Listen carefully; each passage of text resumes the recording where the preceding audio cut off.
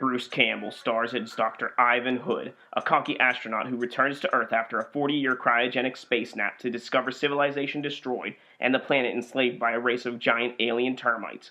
But when Hood is captured, he begins to plot the impossible, escape his captors, track down the long-missing president, and build a rebel army to destroy these insect overlords. In a desperate time ruled by head-chomping bugs that spew green crap, can one brave hero lead a not very bright world to freedom? I'm Corey. And I'm Paul. And we are the B-Movie Bros. Here review B-movies to the best of our ability. Sometimes we get off topic, but randomness is a gift. This week begins April Apocalypse, where every movie we do this month of April will have Apocalypse in the title. The first movie being the 2005 movie Alien Apocalypse. Let's jump right into this shit with our technical difficulties. Top and bottom three. Let's start with the bottom. The CGI in this movie looked like absolute shit. It would have been a lot better had they used stop motion or even claymation, but my god, it looked awful. Number two, the style of this movie was inconsistent. I couldn't tell if they wanted it to be funny and non-serious, or a serious action. They failed either way to mesh the two together. And for number one, this movie had no charm. It was completely dependent on the fact that Bruce Campbell was the main character, and they thought they could just use that. However, even he couldn't save this piece of shit. For me, number three, this movie is a blatant ripoff of Planet of the Apes. Like, there's nothing else to that. It's just Planet of the Apes with giant termites instead of apes. Number two, the characters are so one-dimensional and uninspired that I couldn't tell, Slave 1 from Slave 97. Their lines are interchangeable, and that brings me to number one. The dialogue is so dull and uninspiring. Normally, when you go and see a Bruce Campbell movie, the number one thing that you think of is hilarious one-liners. This movie did not deliver on that. And that is why I can't deal. Can't do it. Hey, Corey, it was a great Bruce Campbell movie with a bunch of one-liners? Evil Dead 2? Army of Darkness. Fuck you, Paul. So let's talk about the good things, the top three. For number three, even though this movie had some of the worst CGI I've ever seen, it was kind of funny to watch and kind of gave it a cheesy sort of feel to it. Something you'd expect from a Bruce Campbell movie, if only the rest of the movie could keep up. The action scenes of this movie were nothing spectacular, but they weren't the worst I've ever seen. And number one, the best part of this movie, by far, was Bruce Campbell. It's a shame the writers just didn't know how to properly utilize his talents. Number three for me, I could not come up with a third good thing about this movie. Number two, the war scene at the end is fairly entertaining. I enjoyed it. There was lots of spewing of green crap and blood. Number one, you said it the best, Bruce Campbell. He's the only thing worthwhile about this movie.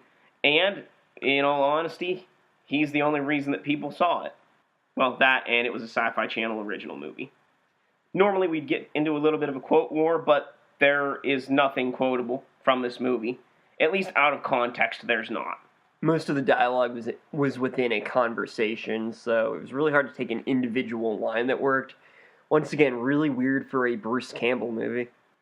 Let's give it our final take. Remember, our final take is a score on our shot scale or reverse scale, 1 to 10, 1 being the best, 10 being worst. How many shots do you need to get through this movie? Paul? I gave this movie a 6 out of 10. I gave it a 5 out of 10. Wow, very generous. Alien Apocalypse really does sound like a fun movie, but once you begin watching it, you realize that not much goes on. The dialogue is very minimal and not even remotely funny. The aliens aren't too bad by 2005 standards, and the action sequences throughout are fairly entertaining. However, it doesn't seem to matter how we get from beginning to end, because the writing is done in such a way so that a 3-year-old can figure out that nothing is happening. This movie's saving grace is Bruce Campbell, but even he can't make this movie memorable. This movie is mediocrity at its finest. To believe I always thought Bruce Campbell could save the day. Alien Apocalypse is an easily forgettable movie that just kind of happened. There was nothing particularly interesting or fun about this movie, and the CGI aliens looked awful, even for a low-budget movie in 2005. This movie had one selling point, which was the fact that Bruce Campbell played the main character. However, it became really obvious that the creators were simply trying to market off Bruce's B-movie popularity by creating an inferior version of Army of Darkness. The main failing of this film came from the lack of charm or wit. I doubt anybody watching this was expecting a masterpiece. However, this movie didn't even try to be anything worth watching. It had a plot and Bruce Campbell, and that seemed to be all the creators thought was necessary. Unfortunately for them, you actually have to try a little bit in order to make a good film. So there you have it. A 6 out of 10 from Paul, 5 out of 10 from me. Alien Apocalypse, 2005. If you have a different opinion on it, or the same opinion, you can let us know anything about it here on SoundCloud. Find us on Facebook at B-movie space BROS, that's B-Movie Bros. On Twitter at B-Movie Bros, all one word. Or you can tweet Paul directly at B-Movie Paul. Let us know what you think, or call us assholes. Either way, we're cool with it. Now, we know not everyone likes to watch the same kind of shit that we do, so we like to give every B-movie we review an A-movie companion, a movie of a higher class and higher standard, and tell you why that movie is the same movie as this B-movie. I picked the 2001 remake of Planet of the Apes as an A-movie companion for Alien Apocalypse. What'd you pick, Paul? I picked the 1963 movie Jason and the Argonauts. Ooh, that sounds adventurous. The reason Planet of the Apes from 2001 is the same exact movie as Alien Apocalypse is because both movies feature astronauts returning after many years in space to find the Earth ruled by something not human. In both movies, humanity is enslaved. The protagonist does his best to free humanity from this slavery, and both films seemingly rely on the sole actor to save it from obscurity and the trash bin. Mark Wahlberg in the case of Planet of the Apes, and Bruce Campbell in the case of Alien Apocalypse. And you couldn't pick the original Planet of the Apes because I already used that one for an A-movie companion. Bastard. I picked Jason and the Argonauts from 1963 because both movies are about a group of people going on a journey. In Jason and the Argonauts, Jason is looking for the Golden Fleece. And in Alien Apocalypse, Ivan Hood is looking for the President of Humanity. Both movies feature humans fighting non-human creatures. Jason and the Argonauts features Jason and his crew fighting skeleton soldiers as well as other mythological creatures. And Alien Apocalypse features Bruce Campbell and other people that are less important fighting aliens. And both movies use special effects that, during the time, were underused. Jason the Argonauts used stop-motion animation, which at 1963 wasn't really appreciated as much as it should have been, and Alien Apocalypse used CGI, which they probably shouldn't have done. And that is why Jason the Argonauts is an A-movie version of Alien Apocalypse.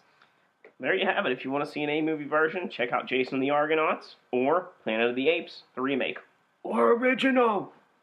And if you just want to forget Alien Apocalypse, Jason and the Argonauts, or Planet of the Apes is a good way to forget that, because they're both good movies. But another good way to forget this movie is to drink away the flick. Drink away the flick. Come on and grab your drink. Let's drink away the flick. So Paul and I are each going to give you some drinking games to help you get through Alien Apocalypse. Number 1. Every time a limb or appendage is lost, take a drink. Number 2. Anytime someone comments on Bruce Campbell's clothes, take a drink. Number 3. Anytime Bruce Campbell says, "the great healer," take a drink. Number 4. Whenever anyone joins Bruce Campbell on his quest, drink. And number 5. Because it's April Apocalypse, anytime someone talks about how it began, meaning the apocalypse, take a drink. Paul? Every time someone asks, "what is a doctor?" take a drink. Every time someone talks down to or abuses one of the slaves, take a drink. Every time the movie is narrated for no apparent reason, take a drink. And every time someone mentions the president, take a drink. And those are your ways you can drink away this flick. Any additional comments on this, Paul? Well, so far, it's not a great start. I'm really hoping that the rest of April kind of picks up. I can't have another Martial March. It was with no good movies at all. Come on, April Apocalypse. You got to do better. I agree. And hopefully next week, if you join us, we'll be reviewing the 2010 movie Zombie Apocalypse. And just to clarify, this is not the 2011 movie Zombie Apocalypse, which stars Ving Rhames and Crabman from My Name is Earl. This is the 2010 Zombie Apocalypse. If you have any suggestions for other movies we could watch to help us out of this fuckery that has become our lives, then please feel free to suggest them here on SoundCloud at BMovieBros on Twitter. You can tweet Paul directly at BMoviePaul, or find us on Facebook at B-movie, space B-R-O-S, that's BMovieBros. If you're looking for anything in the Pittsburgh area where we record out of, you can find our friends over at theriversedgepgh.com. Until next time, friends, be brave, be alive, be back next week.